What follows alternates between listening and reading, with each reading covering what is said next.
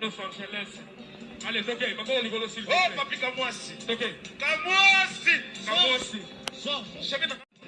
Voilà, puis chéri na malo bakasa mona boke. Bana bandal boke loko yo. Didier Banco de Los Angeles. Allez, toquez, maintenant on s'il vous Oh, plaît. papi, Kamwasi. Toquez. Kamwasi. Kamwasi. Chéri na malo bakasa mona.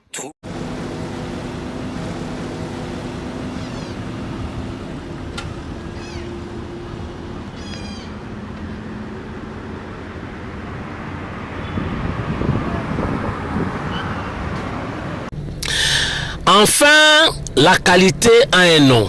Espace Foura. Boya et Belé, venez nombreux.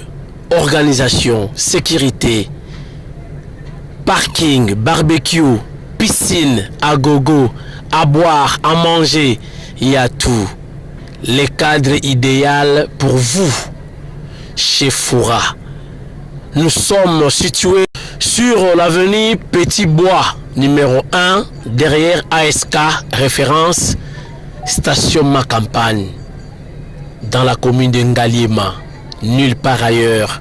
Boya, sécurité, calme, piscine, anniversaire, retrait des deuils, mariage, tout ce que vous voulez. Ba événement nyonso, ba réunion, Boya mo pepe kitoko, kuluna awazalakate, piscine propre, espace pour la divertissement, kolia komela bozala boya malamu awa na espace Foura na Ma Campagne, référence ASK na simara ya ASK, donc référence à monene station Ma Campagne, tuna Petit Bois numéro 1 awa oko sepela ozongi calme week-end et les kitoko ba réunion, tout ce que vous voulez.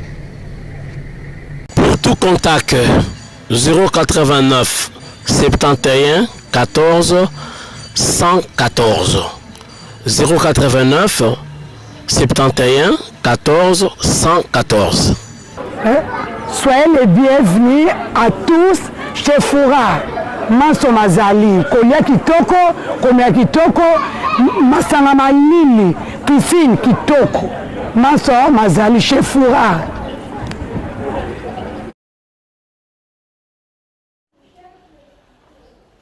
PK News, bonjour, bienvenue.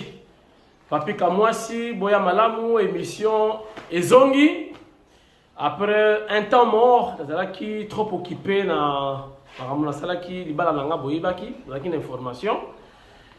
Elle est qui très bien, grâce à Dieu, grâce à Deus, à Sungaki Biso, ben incident et salamité, batu babungite, batu baswanite,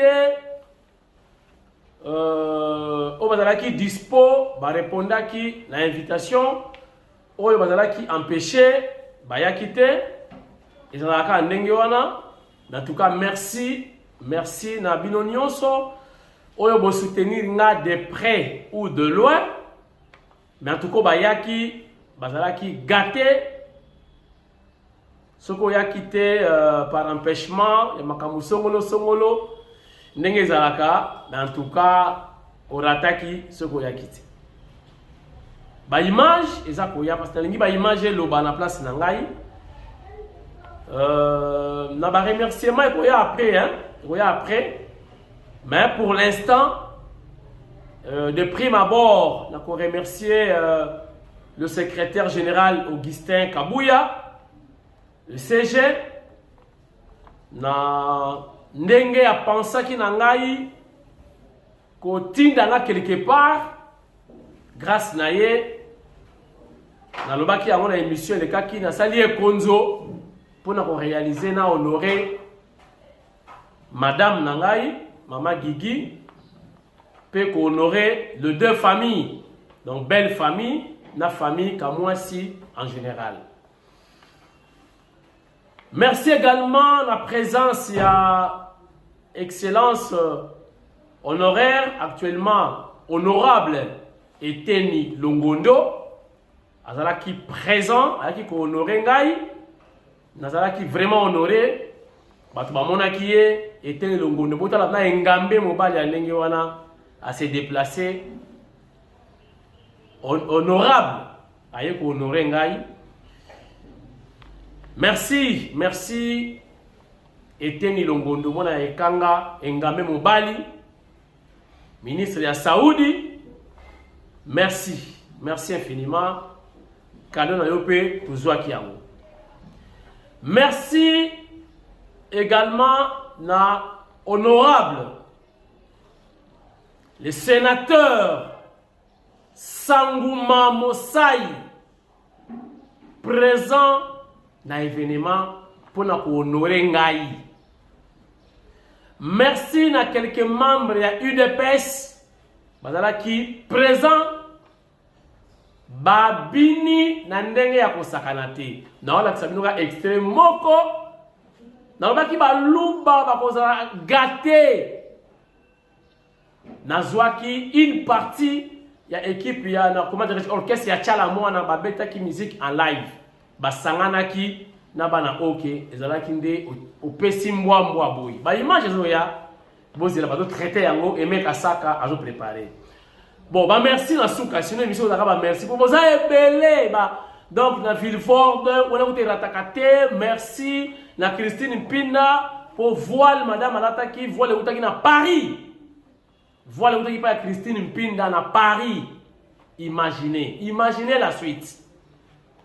Donc, merci Nabino Nyonso. Donc, maman Sharon, dans les États-Unis d'Amérique. Qui vraiment participation Nabino Nyonso. N'a message, encouragement, motivation. Nyonso na recevoir yango. En tout cas, il n'y avait pas de critiques. Mingi na encouragement, remerciement, félicitations, nazi un modèle. Donc, on a un mariage, on a un botate. On a un mariage, on a un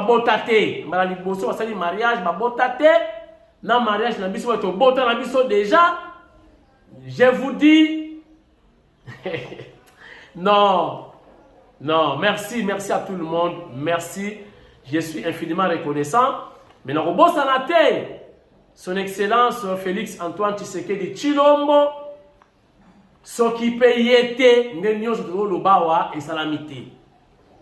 Magana bagi des primes à bord Augustin Kabouya, mais des primes vraiment donc à bord il y a Gaillard, c'est Fatih Béton parce que yende numéro 1 après Jésus-Christ c'est lui.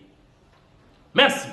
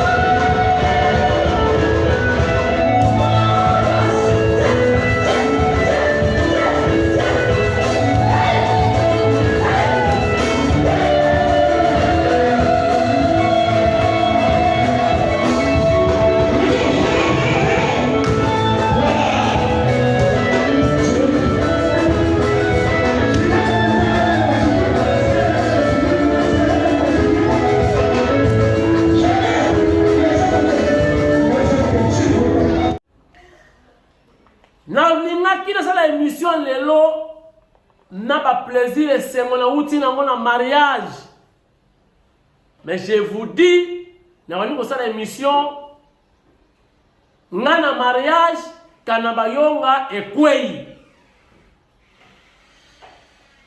tala moko tanga lobaka na ngai awa oyo toomona clarté natali ndeko moko pene ya IDPS bolandaka ye communicateur akati émission abeti liboko na mesa akati émission ke ye mpe sukaka ndenge wana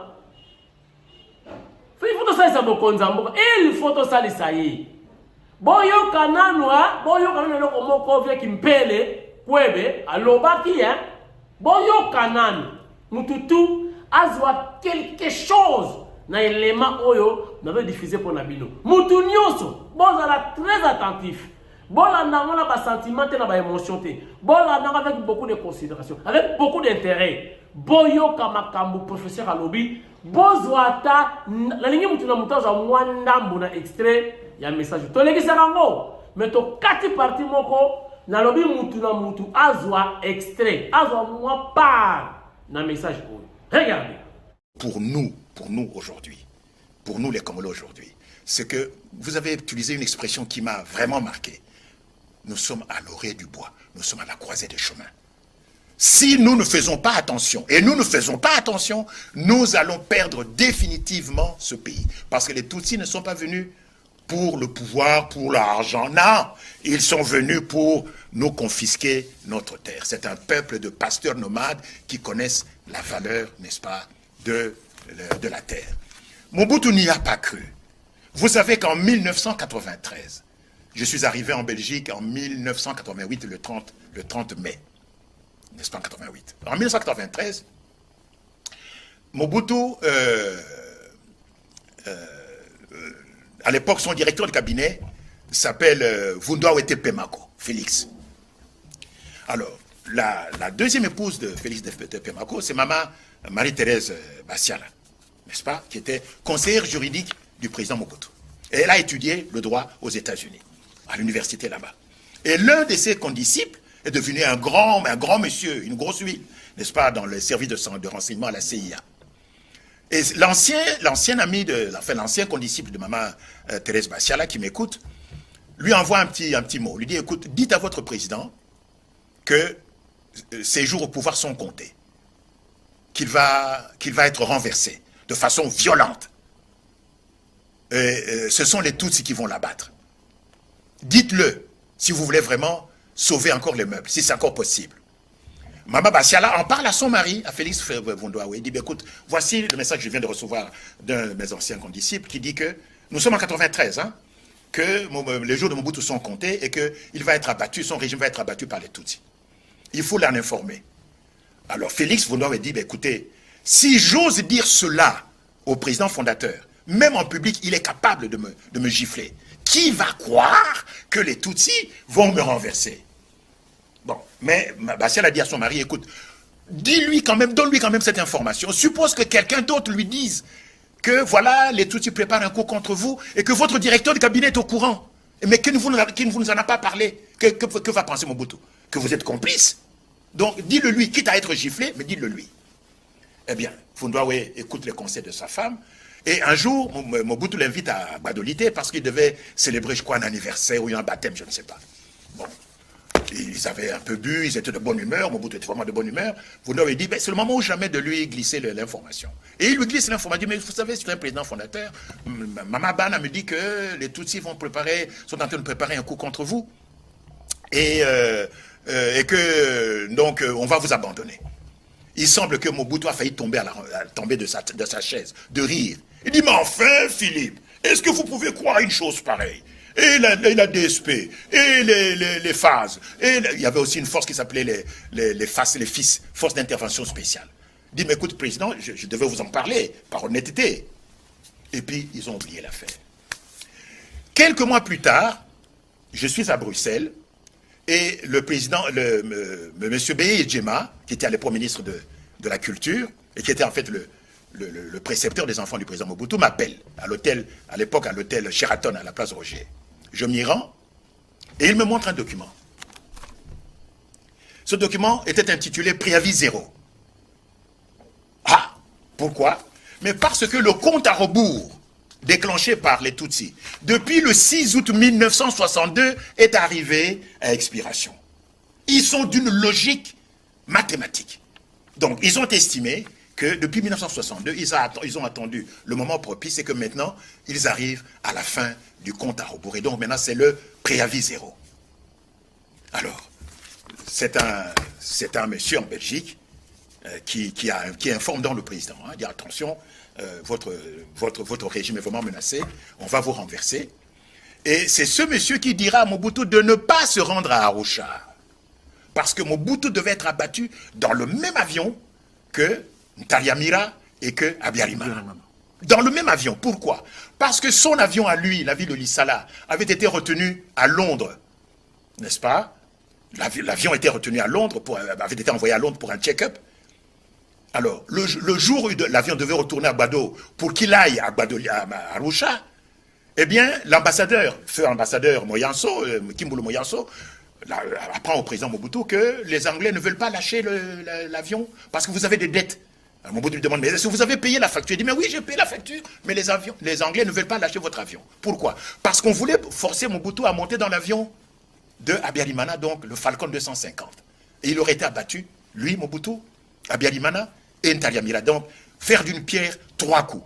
2 présidents Hutu et un président Muntu congolais.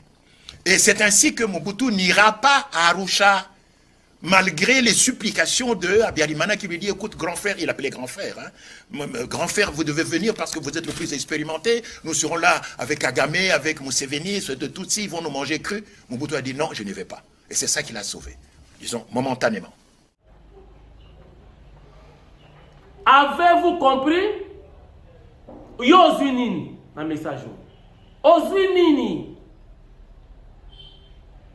Makambo ebele. Professeur alobi, tolobaka yango, toloba pe. Mais alaka pasi pour mutu andima. Bozoyo, bayebisi Mobutu que vous êtes en danger, Barwande va osala boye boye, abandi koseka. Oyo baka éclater de rire. Mais, andima kiti. Donc, on doit faire très attention parce que les Rwandais, les tout, ils sont déterminés. Pendant que Bisso, tout d'abord, c'est divisé. Bango Baza Yini, Bazo Yokana, des réunions par-ci par-là. Mais Bisso, chacun dans son coin, ma parti politique, des polémiques, des injustices. Ah! L'histoire nous enseigne. Totika Maseki. Pouvoir. Basakanakana yangote. Nayoki batwala kolobela général Sulimwami. Mais est-ce que Moyoka Sulimwami aloba likambu moko nasi na répété yango 2 ou 3 fois? Bosa l'attention ti. Tangabatu non, général Sulimwami, kabiliste, général Sulimwami, azakolinga ba wazale nute, général Sulimwami complice. Aloba elo comment on a yoka. Alobi toza prêt to bunda. Toza prêt. Nazana be élément. Baza prêt, baza motivé. Mais jusque là, nous tozu vraiment autorisation venant de Kinshasa to attaquer. Est-ce que elle est dans les réseaux sociaux? Je n'invente rien, cher internaute. Quel est ce monsieur-là qui n'a pas encore donné le go qu'on attaque? Parce que la guerre, ils ont les dans la carte ya Congo. Kagame pe alobaka. Alors bi toko bunda na carte ya Congo na sol congolais. Eh, Kagame alobaka bon. Toko bunda ne pa na bino. Toko bunda li banda te. Toko attaquer Rwanda te. Toko bunda hao. Mais comment toko bunda hawa? Toko betaka na défensif. Boye bakak. Bokeno na football. Équipe oye betaka na défensif. Suka bapola. Parce que équipe au koule ko yande na vuya na kuluna. Ce qui va tirer 600 tirs. Pensez-vous attaquer des reports à terre? Mais on n'attaque pas pourquoi? Nous avons se poser la question. Après yo yebini na armée, yo yebini yo civil a pas en pamba, yo yebini ma armée. Ah, merci, to yebi rien. Toyebirie. Quand on retourne à Soko Ezawapi, ah, comment ça va be? Soko Ezawapi. Bami tu parles ba Ougandais et Côte d'Ivoire na tu ma image. eza blende te soki soko emati tour moko to ya mibale bakamion tu wana ekolimwa botala bakamion yango ekoti mpena ndenge bazwi biso mboka boye babitiri kuta eza nango te tose retire na biso comme d'habitude mboka etombe. Pensez-vous bamboka nyonso wana etombe bana bunagana boza sûr, boza réellement sûr ndenge Satan atunaki Adamu na Eva? Êtes-vous sûr?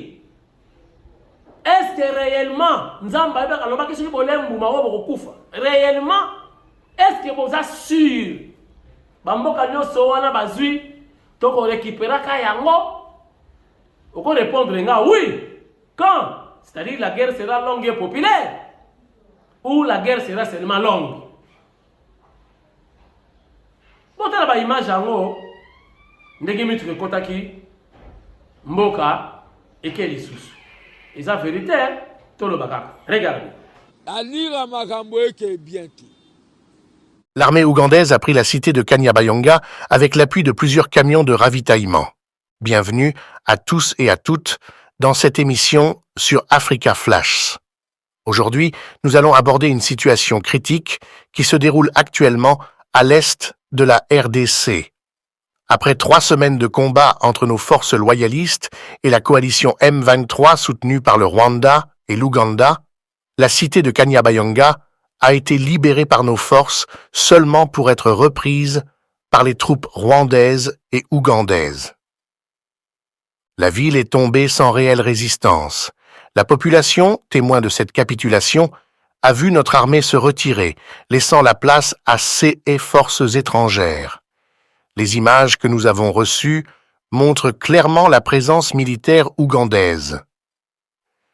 Des dizaines de véhicules militaires ougandais sont entrés à Kanyabayonga, un acte d'agression manifeste qui ne peut être ignoré. Il est insupportable de constater que malgré les preuves accablantes de l'implication ougandaise, notre gouvernement semble aveugle à cette réalité. Le ministre de la Défense et la ministre des Affaires étrangères doivent se poser des questions sur cette collusion apparente.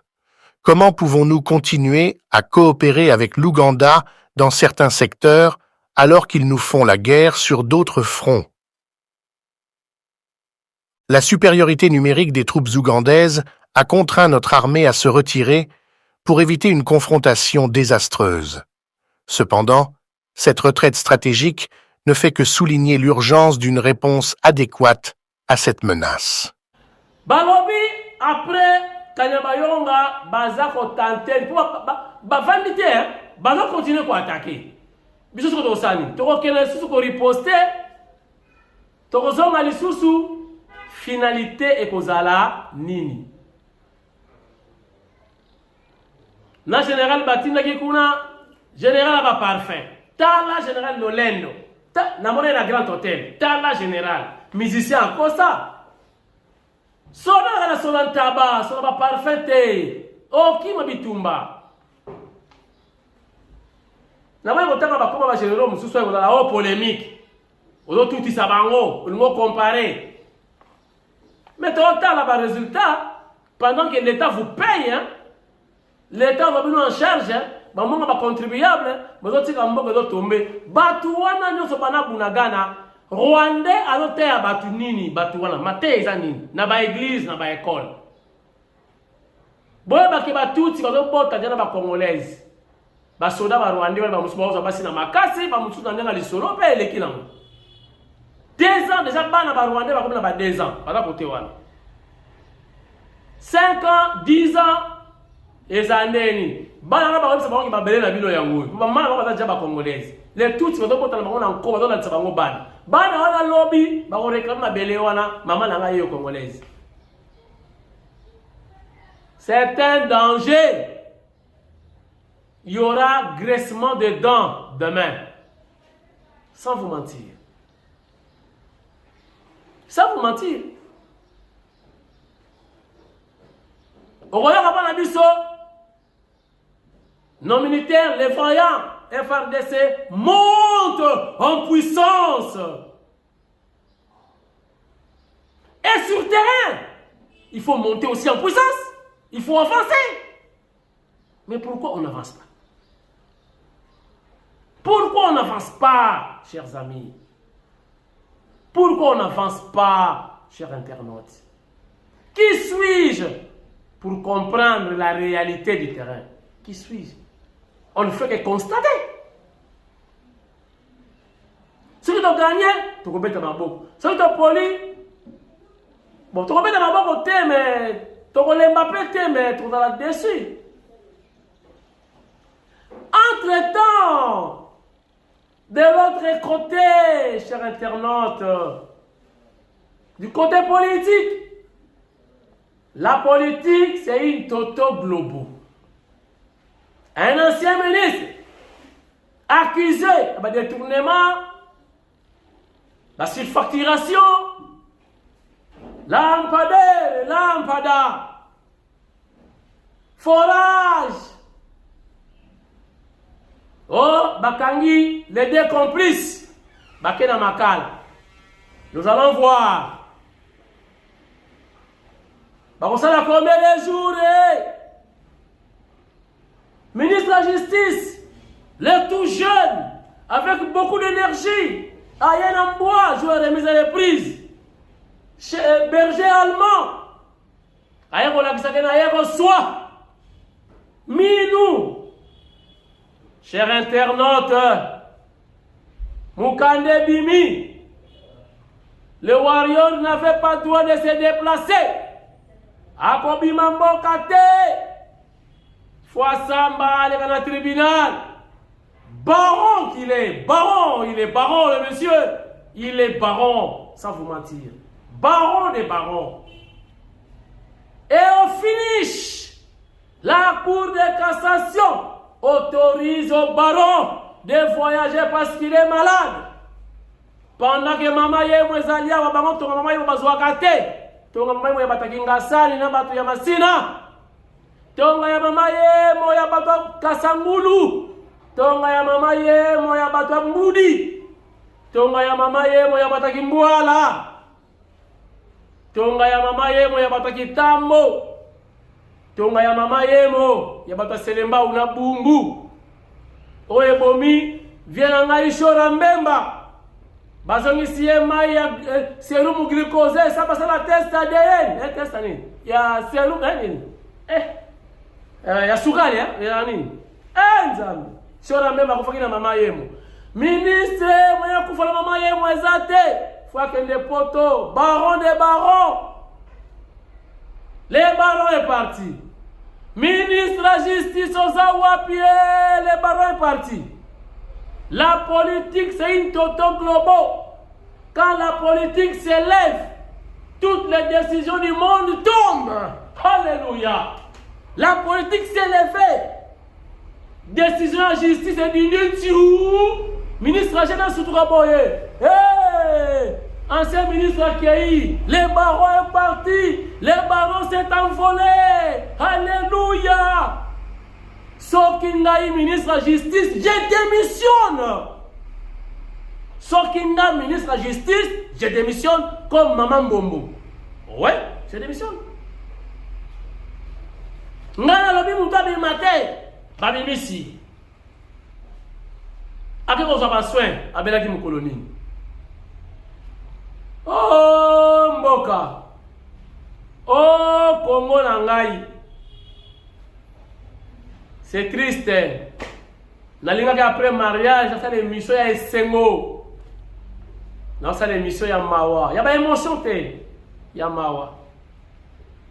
Le ministre est parti. Bakolo bana biso nini? Biso ba oyo to bimisa, to rêver ça. Tu bimi ça elongi na écran. Bakolo bana biso nini. Sikoto zelaka bato bake prison, to bana kotanga Ils vont faire combien de temps? Alors, ndekomoko na mwe kotanga komo na ye. Ba bien cadre ya IDPS, na kotanga komo te. Alors bino akena na poto avant le 15 juillet. Alors, vous avez déjà à quelle maladie? Donc, ce monsieur-là, à ce moment-là, médecin a dit que d'ici le 15 juillet à Rosong. Ah! Merci. Problème ezate. Boye ba image ya nani bozo bebisa. Boye ba image ya nani pe ya nini boza ko bebisa. Lokumu ya nani boza ko bebisa et lokumu basomba kangote ba valeur basomba kangote. Somba kangote. So yeke. Ela milinga. Ezongati.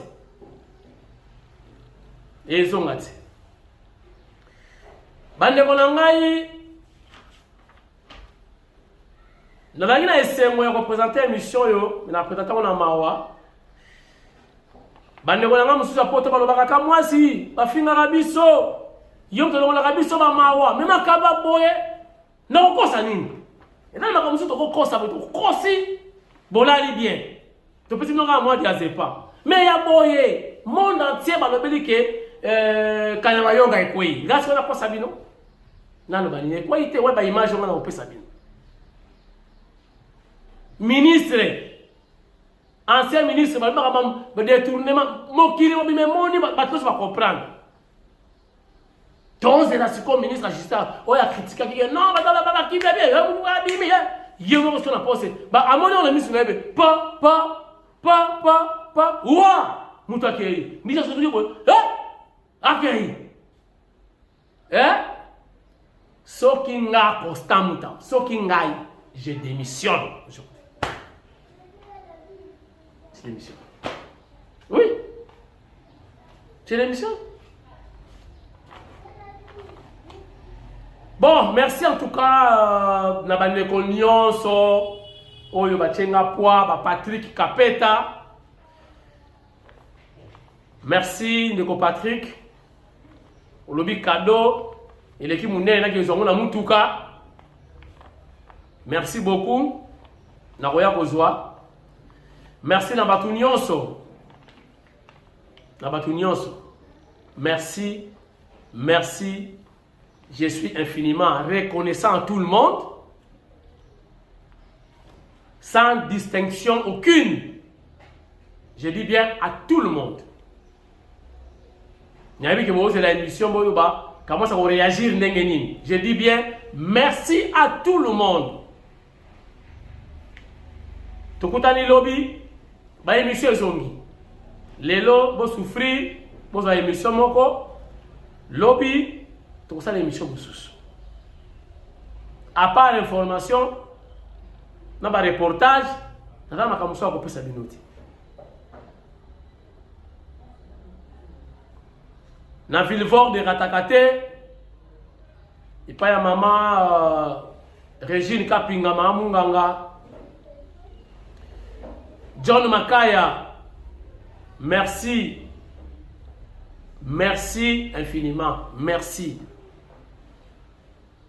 Merci. Ndekonanga Abraham.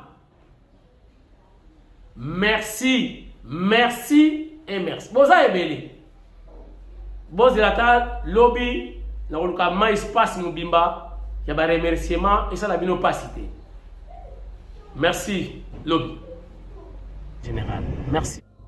Ya solo ezali photo bozomona ya kala mezana message monene nde yeyo mama Brigitte Mujinga Ilunga tuzali koluka ye bana na ye bazana posa na ye soki oyebi ye atana katanga atana mbujimai madame Brigitte Mujinga Ilunga benga biso na lombango na numéro oyo 0999 3 fois 38 74 49. Atana Mbujimai, atana Lubumbashi.